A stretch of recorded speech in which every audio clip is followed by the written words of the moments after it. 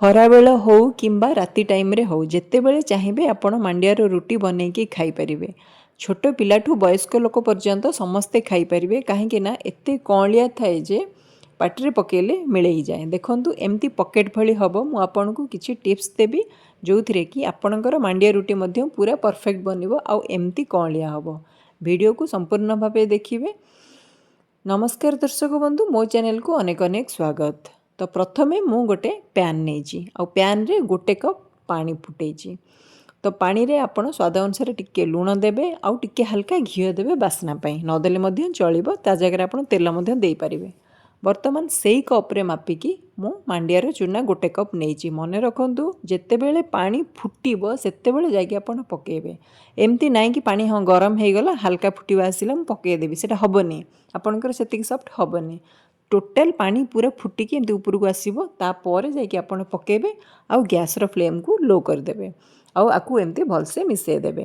ଯଦି ଚାହିଁବେ ମଧ୍ୟ ଗ୍ୟାସ୍ର ଫ୍ଲେମ୍କୁ ଅଫ୍ ବି କରିପାରିବେ, କିଛି ଅସୁବିଧା ନାହିଁ, କାରଣ ବର୍ତ୍ତମାନ ଆମକୁ ଖାଲି ମିଶାଇବାର ଅଛି। ଆଉ କଣ୍ଟିନ୍ୟୁଅସ୍ଲି ଆପଣ ଟିକେ ଚଲେଇବେ। ଏଇଭଳି ଭାବରେ ଦେଖନ୍ତୁ ହେଇଗଲା। ବର୍ତ୍ତମାନ ତାକୁ ଗୋଟେ ପ୍ଲେଟ୍କୁ କାଢ଼ି ନେବେ, ଯେଉଁଥିରେ କି ଏମିତିଆ ପ୍ଲେଟ୍ରେ ରଖିବେ ଯେଉଁଥିରେ କି ଆପଣଙ୍କୁ ମାନେ ଅଟା ଚକଟିଲା ଭଳିଆ ଯେମିତି ଚକଟି ପାରିବେ। ଆପଣଙ୍କ ହାତ ମାନେ ଖୋଲା ଜାଗା ଟିକେ ନେବେ, ମୋଟାମୋଟି ଭାବେ କହିବାକୁ ଗଲେ ଖୋଲା ଜାଗା ଗୋଟେ ନେବେ। ଏବେ ଦେଖନ୍ତୁ ଯେତିକି ଯେଉଁ ମାଣ୍ଡିଆର ଚୂନାଟା ଯେଉଁ ରଖିଥିଲେ ତାକୁ ଟିକେ ଆପଣ ଥଣ୍ଡା ହେଲା ପରେ ହାତରେ ଏମିତି ଚକଟି ଦେବେ, ତାକି ସେଇଟା ଟିକେ ସ୍ମୁଥ୍ ହେଇଯିବ। ଯେତେବେଳେ ଆପଣଙ୍କର ହାତ ସମ୍ଭାଳୁଥିବ ଟିକେ ଗରମ ଥିବା ଅବସ୍ଥାରେ ଚକଟିଲେ ଭଲ, ତ ସେଥିପାଇଁ ଟିକେ ଆପଣଙ୍କ ହାତ ଯେମିତି ସମ୍ଭାଳିବ ସେଇ ଅବସ୍ଥାରେ ଆପଣ ତାକୁ ଚକଟି ଦେବେ।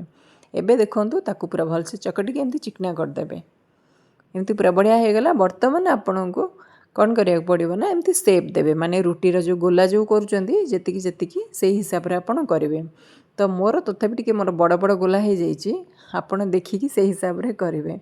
ଭିଡ଼ିଓଟି ଯଦି ଭଲ ଲାଗୁଥାଏ ଲାଇକ୍ କରିବେ, ସେୟାର କରିବେ, ଚ୍ୟାନେଲରେ ନୂଆ ଥିଲେ ସବସ୍କ୍ରାଇବ୍ କରିବାକୁ ଜମାରୁ ଭୁଲିବେନି।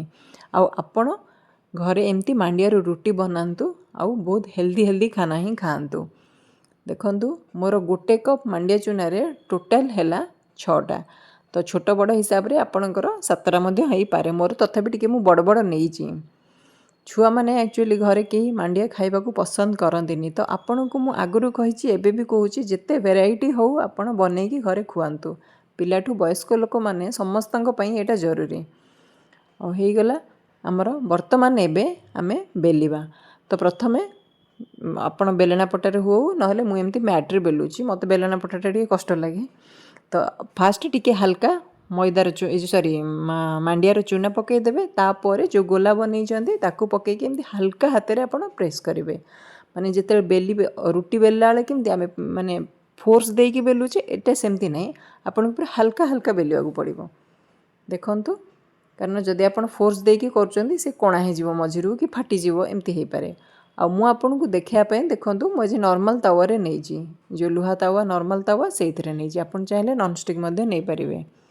ଏମିତି ଗୋଟେ ସାଇଡ଼୍ ପୁରା ଆସ୍ତେ ଆସ୍ତେ ଟିକେ ଜଣାପଡ଼ିବ। ଆପଣଙ୍କର ଫ୍ଲେମ୍ ରହିବ ମିଡ଼ିୟମ୍ରେ, ହାଇ ରଖିବେନି, ନହେଲେ ମଝି ଜାଗାଟା ଲାଗିଯିବ, ସାଇଡ଼୍ ଗୁଡ଼ା ହେଇନଥିବ। ଯଦି ଆପଣ ନନ୍ଷ୍ଟିକ୍ରେ କରୁଛନ୍ତି ତାହେଲେ କିଛି ଅସୁବିଧା ନାହିଁ।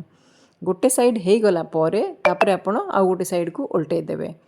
ଦେଖନ୍ତୁ, ଆଉ ଯେହେତୁ ଲୁହା ତାୱାଟା ତ ଚାରିଆଡ଼କୁ ଆପଣଙ୍କୁ ବୁଲେଇ କରିବାକୁ ପଡ଼ିବ, ଆଉ ସିଏ ଅଟୋମେଟିକ୍ ଫୁଲି ଯିବ। ଏଇଭଳି ଭାବରେ ହେବ। କିନ୍ତୁ ଗୋଟିଏ ଜିନିଷ ମୁଁ ଆପଣଙ୍କୁ କହିବି, ମାଣ୍ଡିଆର ରୁଟି ବନେଇଲା ବେଳେ ଚାରିପଟେ ଆପଣଙ୍କୁ ଏମିତି ଅଟାର ବେଶୀ ଟିକେ ପଟା ପଡ଼ିବ ଆଉ ଆପଣଙ୍କୁ ବାରମ୍ବାର କ୍ଲିନ୍ କରିବାକୁ ପଡ଼ିବ।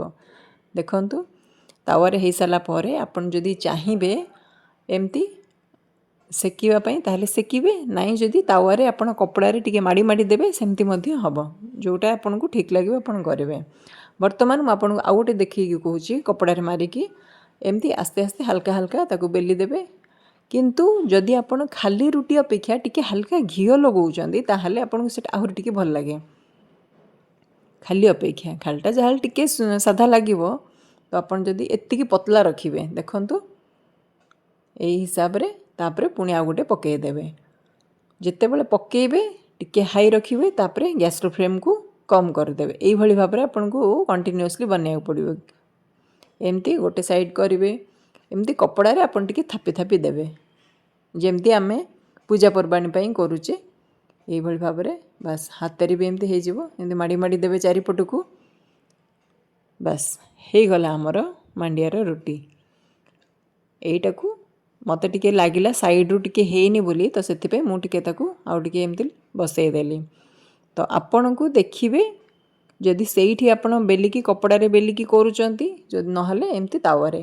ଯଦି ଆପଣ ତାକୁ ଭଲ ସେପ୍ ଦେବା ପାଇଁ ଚାହୁଁଛନ୍ତି ଏମିତି, ତ ତାକୁ ମୁଁ ଯେମିତି ଦେଖେଇଲି ଗୋଟେ ବେଲା ହେଉ କିମ୍ବା କୌଣସି ବଡ଼ ଗିନା ହେଉ ତାକୁ ମାଡ଼ିଦେବେ, ଗୋଟେ ଏକ୍ଜାକ୍ଟ ସେପ୍ ଆସିଯିବ ଆପଣଙ୍କର, ଆଉ ସେଇଟା ମଧ୍ୟ ଫୁଲିବ। ଏମିତି ନାହିଁ କି ମାଣ୍ଡିଆର ରୁଟି, ଯଦି ଆପଣଙ୍କର ସେ ଚକଟାଟା ଯଦି ପରଫେକ୍ଟ ବନିଥିବ ତାହେଲେ ଆପଣଙ୍କର ରୁଟିଟା ମଧ୍ୟ ପରଫେକ୍ଟ ବନିବ। ଯଦି ଚକଟାରେ ଆପଣ ଟିକେ କିଛି ମାନେ ପାଣି ଯଦି ନ ଫୁଟିଥିବ ଅବସ୍ଥାରେ ଆପଣ ଯଦି ପକାଇ ଦେଉଛନ୍ତି ତାହେଲେ ବିଲକୁଲ ଆପଣଙ୍କର ଫୁଲିବନି। ଦେଖନ୍ତୁ ପୁରା ପରଫେକ୍ଟ ରୁଟି ବନିଛି। ଆଉ ଆପଣ ଆକୁ ରଖିକି ମଧ୍ୟ ଖାଇପାରିବେ, ମାନେ ସକାଳେ ବନେଇଲେ ବି ଆପଣଙ୍କର ସନ୍ଧ୍ୟା ପର୍ଯ୍ୟନ୍ତ ବି ରହିଥିବ, କିଛି ଅସୁବିଧା ନାହିଁ। କିନ୍ତୁ ତାପର ଦିନକୁ ଆପଣଙ୍କର ଟିକେ ସ୍ମେଲ୍ ହୁଏ, ଆଉ ଗରମ ଗରମ ଖାଇବେ ସବୁଠୁ ବହୁତ ହି ଭଲ ଲାଗେ। ଆଉ ପୁରା ଦେଖନ୍ତୁ ପୁରା ସଫ୍ଟ ସଫ୍ଟ ହେଇଛି, ଏତେ କଅଁଳିଆ ହେଇଛି ଯେ ମାନେ ତାକୁ ହାତରେ ଧରିଲେ ବି ସେ ଭାଙ୍ଗିଯାଏ, ଏମିତି ପକେଟ୍ ଭଳିଆ ମଧ୍ୟ ହେବ ଯଦି ଆପଣଙ୍କର ସେପଟେ ମାଣ୍ଡିଆର ଚକଟାଟା ଯଦି ଭଲ ହେଇଥିବ। ତାହେଲେ ଘରେ ବନାନ୍ତୁ, ସମସ୍ତଙ୍କୁ ଖୁଆନ୍ତୁ। ଦେଖାହେବ ନେକ୍ସଟ ଭିଡ଼ିଓରେ। ରହୁଛି, ନମସ୍କାର।